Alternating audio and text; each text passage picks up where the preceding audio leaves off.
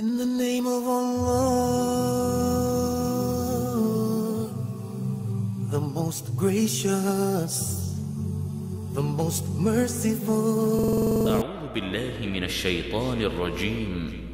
بسم الله الرحمن الرحيم. اس امید پر اور روشن خیالی کی بنیاد پر دونوں کے ملنے جلنے کو قطعاً ناپسندیدگی کی نظر سے نہ دیکھا گیا۔ پھر کئی بار ایسا ہوا، لڑکی گھر میں تنہا تھی، وہ آ گیا، اس کے لیے کیا روک ٹوک اور کیا خوف۔ پھر وہ ہوا جو نہ ہونا چاہیے تھا، لڑکی کے پیروں کے نیچے سے زمین نکل گئی، آسمان گھومتا دکھائی دیا۔ لڑکے نے ایک دم اس سے کنارہ کشی اختیار کر لی۔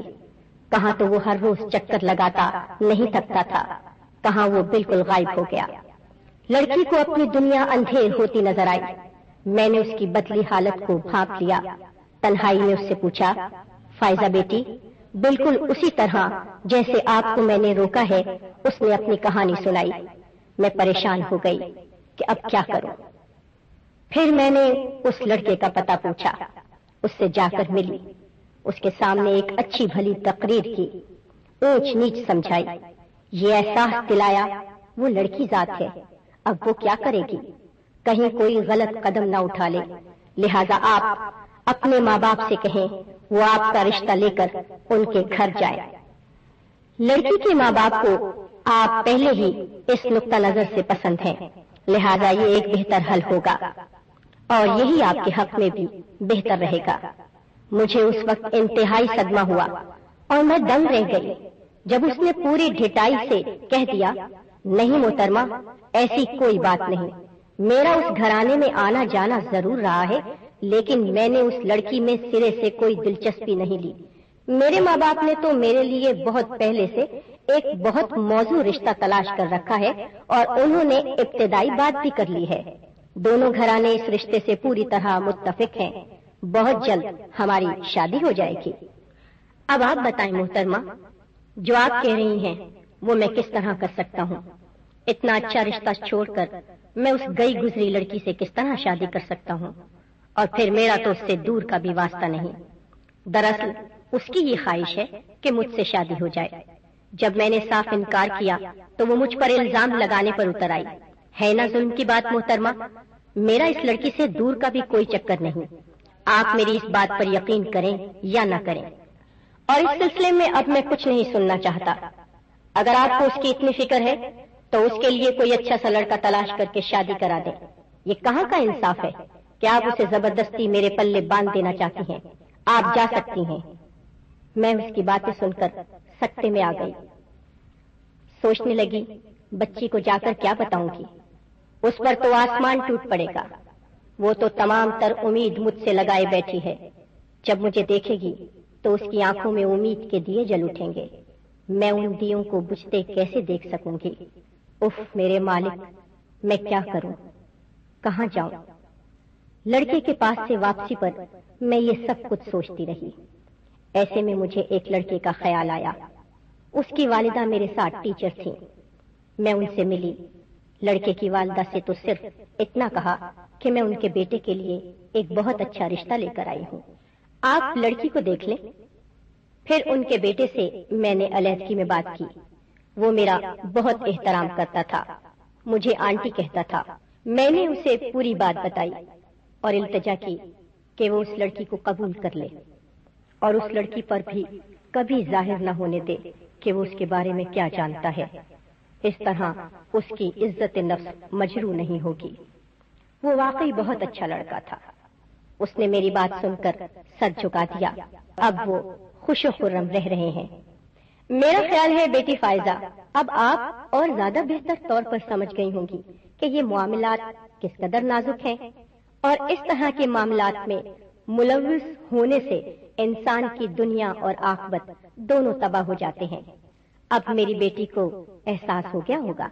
جی ہاں، میں نے عرض کیا تھا کہ جنسی خواہش کی تسکین کے لیے انسان اگر اسی طرح حدود اور قیود کی پابندی کرے جو وہ دوسری حاجات مثلا کھانے پینے، سونے اور آرام کرنے سے متعلق کرتا ہے تو یہ سوالات پیدا ہی نہیں ہوتے۔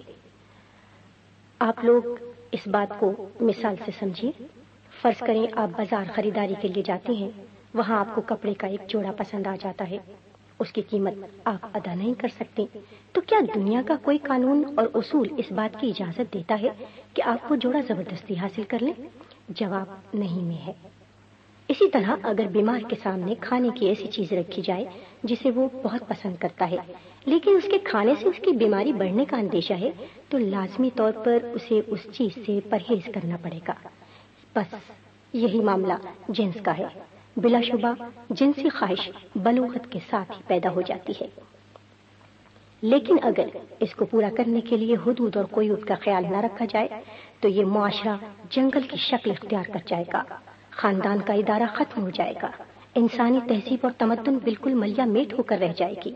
عجیب بات ہے، ہم غریب کو تو نصیحت کرتے ہیں کہ اس کے پاس پیسے نہیں ہیں تو وہ صبر کرے، غیر قانونی طور پر کوئی چیز حاصل کرنے کی کوشش نہ کرے، اپنی خواہش پر قابو پائے، ہاں اپنی آمدنی میں اضافہ کرنے کی جائز کوشش ضرور کرتا رہے تاکہ وہ اس چیز کو خریدنے کے قابل ہو سکے، لیکن جنس کے معاملے میں اسے چھٹی دینا چاہتے ہیں۔ ہمیں مغربی معاشرے سے سبق سیکھنا چاہیے، عبرت حاصل کرنی چاہیے۔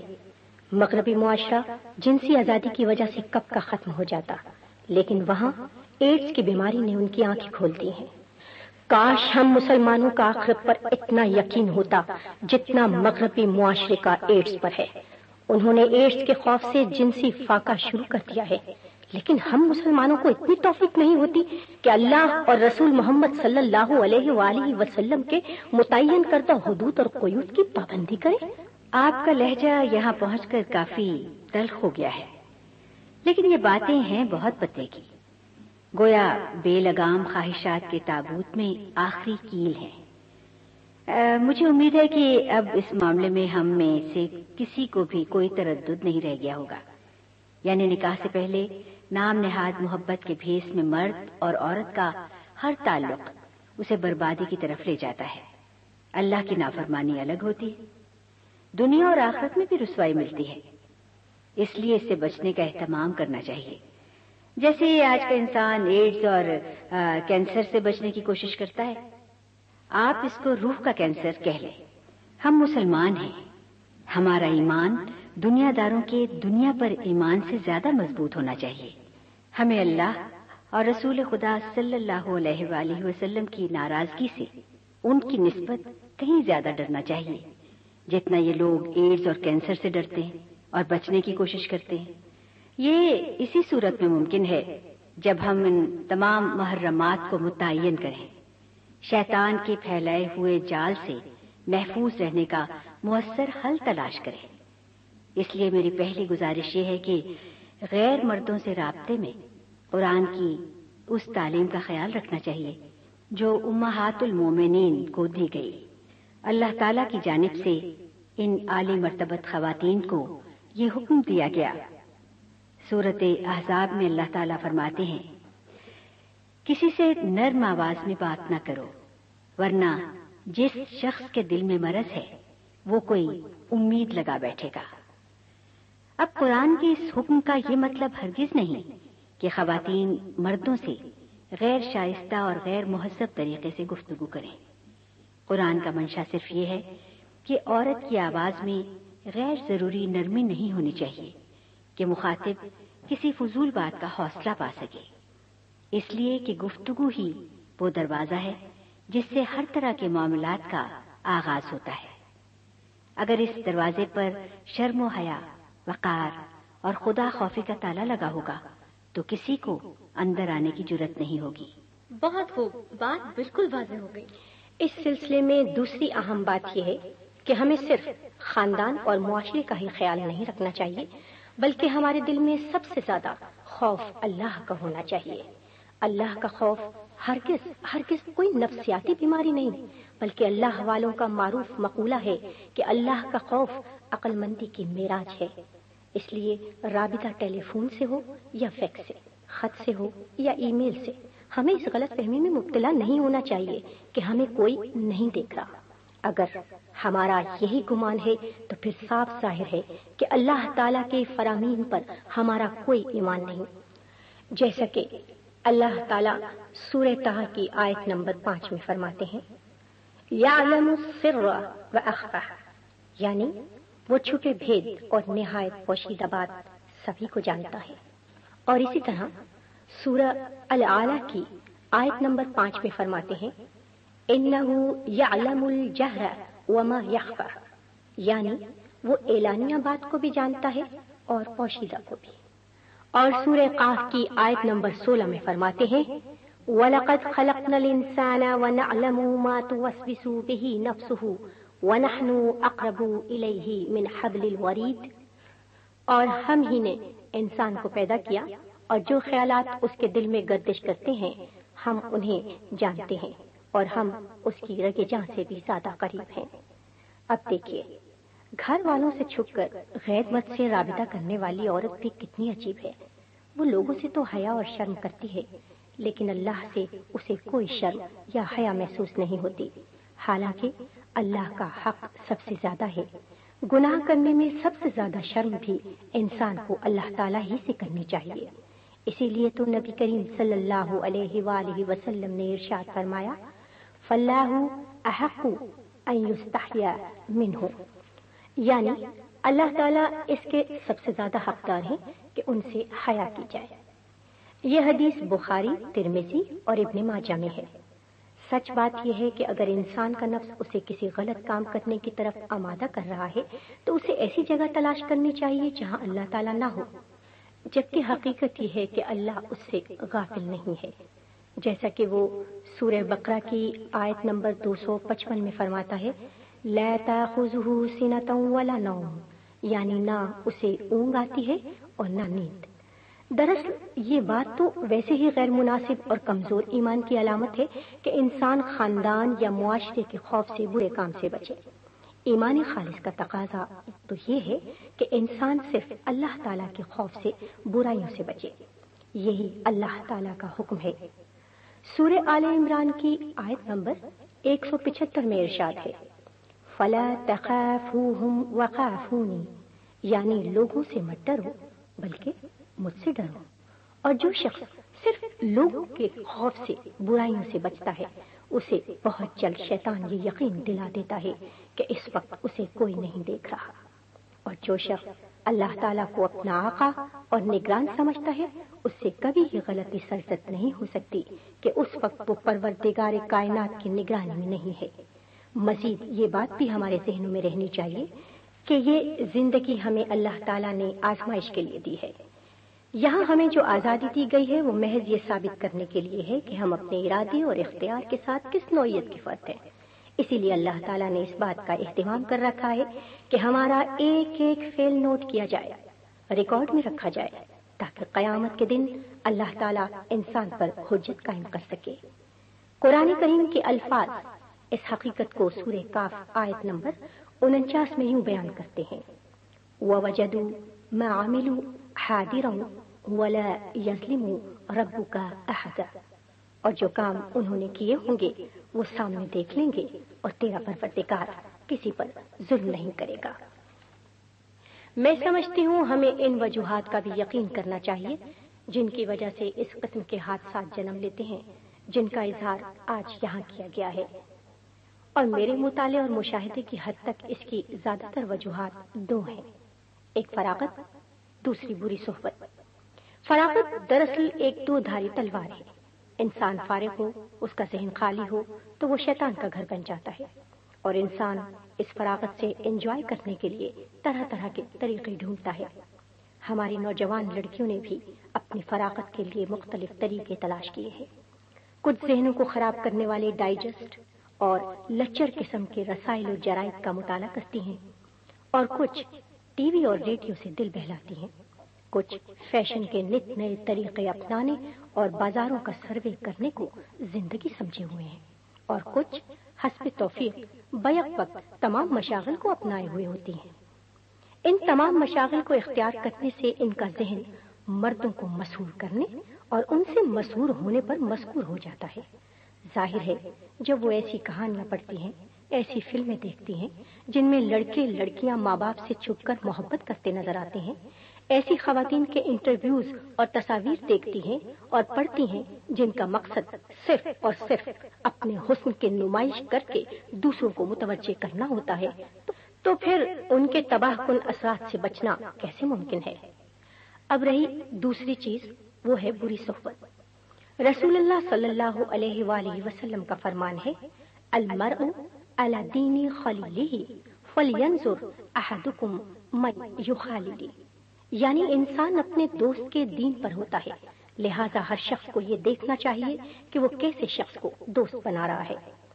چنانچہ میرے مشاہدے میں یہ بات آئی ہے کہ اگر لڑکی کی سہیلیاں بے دین، فیشن پرست اور ان لغویات کی عادی ہوں جن کا ذکر میں پہلے کر چکی ہوں، تو ان کی گفتگو کا موضوع اور مشترکہ مشاغل انہیں رسوائی کے دھانے پر پہنچا کر چھوڑتے ہیں۔ ان سہیلیوں کی مدد سے نت نئی اور شکاری قسم کے مردوں سے رابطہ ممکن ہو جاتا ہے۔ والدین یہ خیال کرتے ہیں کہ ان کی بیٹی سہیلی کے گھر گئی ہے، لیکن انہیں علم نہیں ہوتا کہ اس آڑ میں کیا کچھ ہو رہا ہے۔ اس لیے اگر ہماری نوجوان نسل اپنی فراغت اور صحبت یعنی سہیلیوں کو اختیار کرنے میں عقل مندی کا مظاہرہ کرے تو یہی خرابیاں خوبیوں میں بدل جائیں۔ فراغت کے لمحات کو دین سیکھنے، علم بڑھانے، انسانی اقدار کو فروغ دینے والی کتب کا مطالعہ کرنے میں گزارا جائے اور سہیلیوں کے انتخاب میں کردار اور دین کو پیش نظر رکھا جائے تو پھر انسان پر شیطان کے حملہ آور ہونے کے امکانات بہت کم ہو جاتے ہیں۔ میں اس بات کو اللہ اور اس کے رسول صلی اللہ علیہ وآلہ وسلم کی بات سے یوں مکمل کرتی ہوں کہ نماز کو اگر صحیح روح کے ساتھ ادا کیا جائے، یعنی انسان اللہ تعالیٰ کے حضور کھڑا ہو کر محض تلاوت کرنے کی بجائے دل کی گہرائی سے اللہ تعالیٰ سے مخاطب ہو، تو پھر کائنات کا پروردگار خود اس کی حفاظت کرتا ہے۔ یہ نماز ہی ہے جس کے متعلق سورہ عنکبوت کی آیت نمبر 45 میں فرمایا گیا ہے، ان الصلاۃ تنہی عن الفحشاء والمنکر، بے شک نماز انسان کو ہر قسم کی بے حیائی اور خلاف شرع کام سے روکتی ہے۔ اسی لیے جب نماز کا وقت ہوتا تھا تو اللہ تعالیٰ کے رسول محمد صلی اللہ علیہ وآلہ وسلم بلال رضی اللہ تعالیٰ عنہ کو اذان دینے کا حکم ان الفاظ میں فرماتے تھے، قم یا بلال ارحنا بالصلاۃ، اے بلال اٹھو، ہمیں نماز سے راحت پہنچاؤ۔ پھر جب زندگی میں کوئی مسئلہ، کوئی تکلیف، کوئی رنج پہنچے تو نماز ہی کے ذریعے اللہ سے مدد طلب کی جائے، کیونکہ خود اللہ کے رسول محمد صلی اللہ علیہ وآلہ وسلم اور ان کے صحابہ کرام رضی اللہ تعالی عنہم کو اللہ نے یہی حکم دیا، یا ایھا الذین آمنوا استعینوا بالصبر والصلاۃ ان اللہ مع الصابرین، اے ایمان والو صبر اور نماز کے ساتھ اللہ کی مدد طلب کرو، بے شک اللہ صبر کرنے والوں کے ساتھ ہے۔ بالکل ٹھیک۔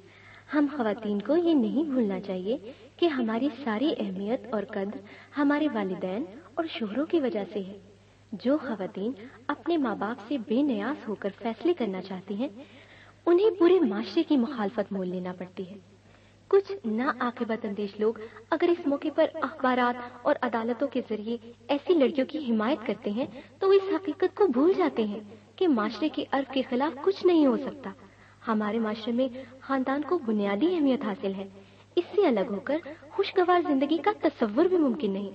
ہماری اور اس طرح کی دوسری ان گنت مثالیں آپ کے سامنے ہیں۔ میرا خیال ہے اب ذرا چائے کا ایک دور اور چل جائے، اس موضوع پر گفتگو سیر حاصل ہو گئی ہے، اور فائزہ بیٹی کے ذہن میں بھی اب کوئی ایسی ویسی بات نہیں رہ گئی ہوگی، کیوں فائزہ؟ بجا فرمایا آپ نے، میں آپ سب کی تہ دل سے شکر گزار ہوں۔ آپ کی گفتگو نے میری آنکھیں کھول دی ہیں۔ چائے حاضر ہے۔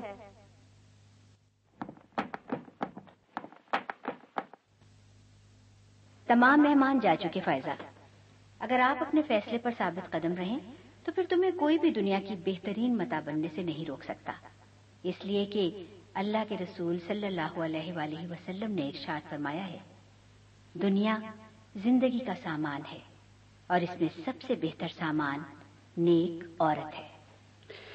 میں اپنی دل کی کیفیت کو الفاظ کا روپ تو نہیں دے سکتی، لیکن اتنا ضرور کہوں گی کہ گھر جا کر اپنا سر اپنے پروردگار کے حضور ڈال دینا چاہتی ہوں۔ جائیں فائزہ، اللہ آپ کو خوش رکھے اور ہر مصیبت سے محفوظ رکھے، آمین۔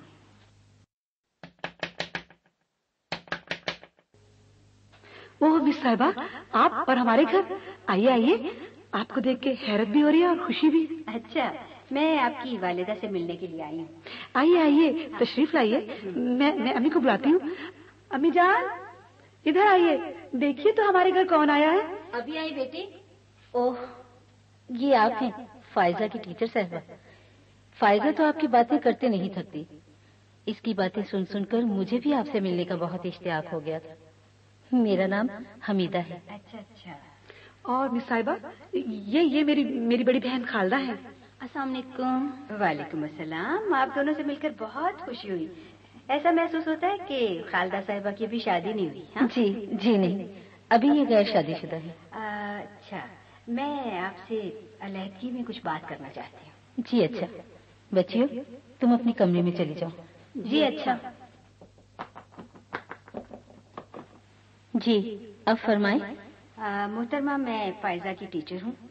اس حیثیت سے میں آپ کو مشورہ دینے آئی تھی کہ آپ کو اب اس کی شادی کی فکر کرنی چاہیے۔ جی خدا نخواستہ، کیا کوئی ایسی ویسی بات ہوئی ہے؟ نہیں، پریشان ہونے کی ضرورت نہیں ہے۔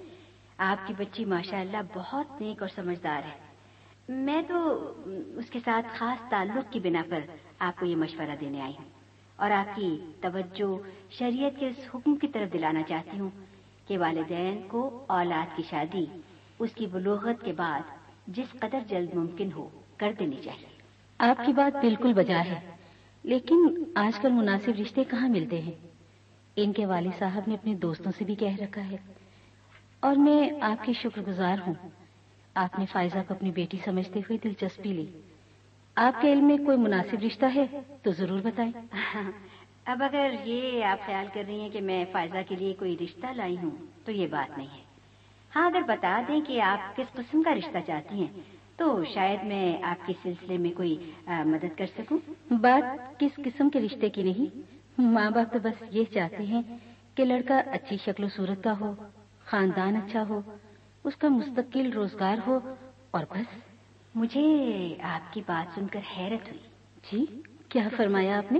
میں نے کہا مجھے آپ کی بات سن کر بہت حیرت ہوئی ہے۔ لیکن کیا میں نے کوئی غلط بات کہہ دی؟ آپ نے لڑکے کے کردار اور دینداری کے متعلق کوئی بات نہیں کی۔ مجھے حیرت اس پر ہے۔ یہ میں نے اس لیے نہیں کہا کہ فائزہ آپ کے بارے میں بتاتی رہتی ہے، لہٰذا آپ اس پہلو کو نظر انداز کر سکتی ہیں، یہ میں کیسے سوچ سکتی ہوں؟ درست فرمایا آپ نے۔ ہمیں اللہ تعالیٰ کے رسول صلی اللہ علیہ وآلہ وسلم کا یہی حکم ہے کہ رشتہ کرتے وقت دینداری کو خاندان، دولت، حسن، غرض ہر چیز پر ترجیح دینا چاہیے، اس لیے کہ اس دنیا میں سب کچھ وہ نہیں ہوتا جو ہم چاہتے ہیں۔ محترمہ، مجھے آپ پر مکمل اعتماد ہے، بلکہ اگر آپ اسے بوجھ نہ محسوس کریں تو میں تو گزارش کروں گی آپ میری دونوں بیٹیوں کے لیے اچھے گھر دیکھیے۔ میں انشاءاللہ ایسا ہی کروں گی اور بہت جلد آپ کو اپنی کوشش کے بارے میں بتاؤں گی۔ آپ سے مل کر مجھے اندازہ ہو گیا کہ آپ کے لیے رشتے تلاش کرنا زیادہ دشوار نہیں۔ اب میں اجازت چاہوں گی۔ بہت بہت شکریہ۔ بیٹی فائزہ، انہیں دروازے تک پہنچاؤ۔ جی اچھا۔ ہاں تو فائزہ، پھر تو اس کا فون نہیں آیا؟ جی 2-3 مرتبہ آیا، لیکن میں نے اس کی آواز سنتے ہی ریسیور رکھ دیا، اس کے بعد نہیں آیا۔ آپ کے سرد رویے نے اسے مایوس کر دیا، گویا اب آپ کی اس سے جان چھوٹ گئی، لہٰذا اللہ کا شکر ادا کریں، اللہ نے آپ کا پردہ بھی رکھا ہے نا۔ اچھا، اللہ حافظ۔ جی ہاں بالکل، اللہ حافظ۔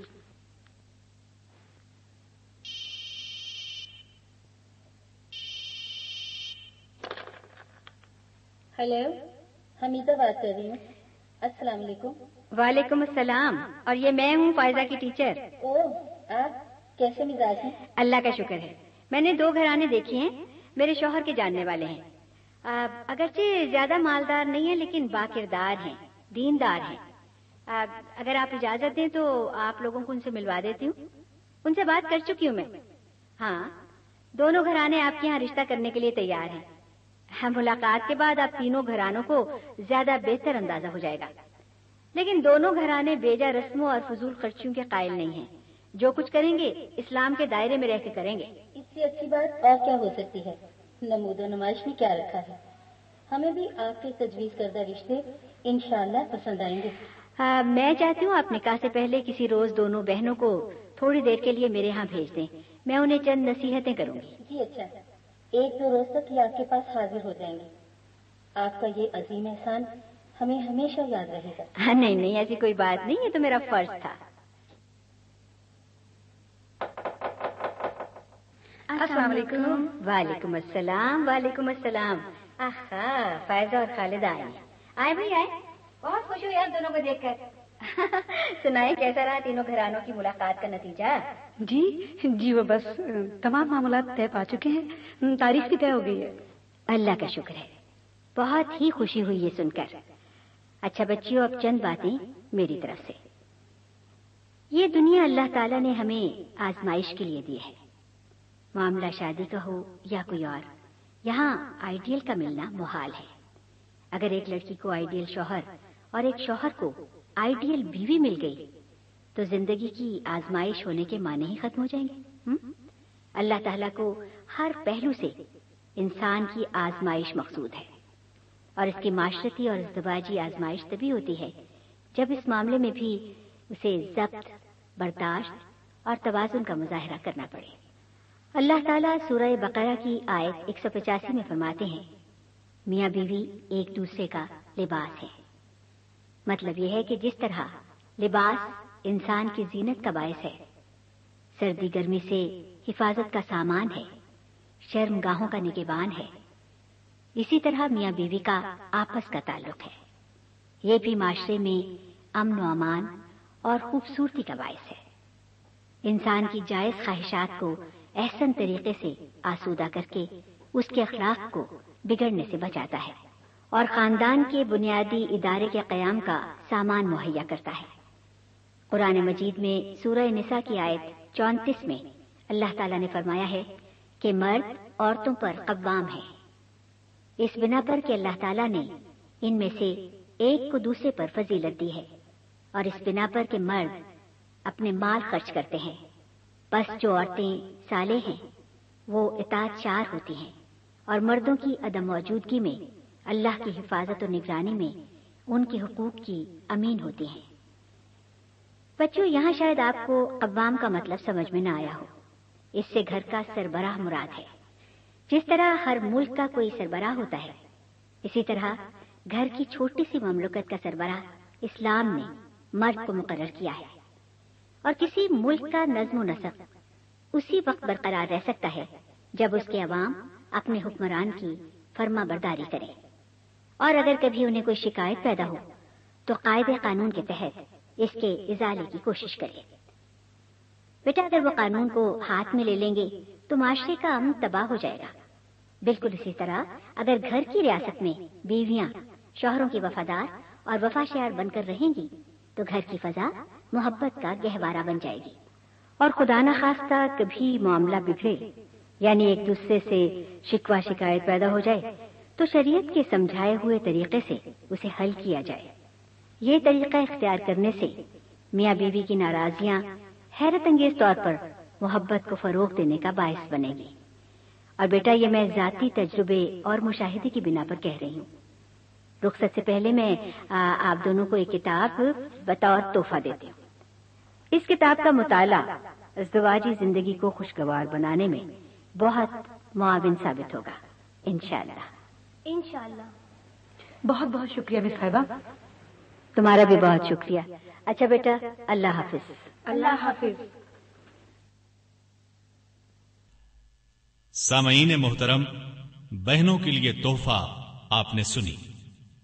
آپ کے لیے یہ سی ڈی دارالسلام اسٹوڈیو نے خاص طور پر تیار کی ہے۔ دارالسلام اسٹوڈیو سے اس وقت تک بے شمار کیسٹس اور سی ڈیز ریلیز ہو چکی ہیں، جن میں چند ایک یہ ہیں: حسن یوسف، اپنے نام سے بھی زیادہ خوبصورت اور پیاری کہانی، جسے قرآن مجید نے بھی احسن القصص قرار دیا ہے۔ مومن کا ہتھیار، روزمرہ کی دعاؤں کی کیسٹ اور سی ڈی جس میں واضح کیا گیا ہے کہ اللہ تعالی سے دعائیں کیوں، کب اور کیسے مانگی جائیں۔ میں لوٹ کر آؤں گا، عیسیٰ علیہ السلام کی زندگی کے حالات و واقعات، عیسائیت کی اصل تصویر، بنیادی عقائد اور عقیدہ تثلیث پہلی بار کیسٹ اور سی ڈی میں۔ آپ کے لیے یہ کیسٹس اور سی ڈیز پیش کر رہے ہیں محمد طارق شاہد اور حبیب کبریا۔ دارالسلام اسٹوڈیو دارالسلام کا ایک حصہ ہے۔ دارالسلام کتاب و سنت کی اشاعت کا عالمی ادارہ ہے۔ دارالسلام کا ہیڈ آفس سعودی عرب کے دارالحکومت ریاض میں ہے، جس کے مینیجنگ ڈائریکٹر جناب عبد المالک مجاہد ہیں۔ دارالسلام کا دنیا کے 25 ملکوں میں نیٹ ورک ہے۔ پاکستان میں اس کا پتہ نوٹ کریں، دارالسلام اسٹوڈیو 50 لوور مال نزد MAO college Lahore. Phone numbers 724-0024 اور 723-2400، فیکس 735-4072۔ اللہ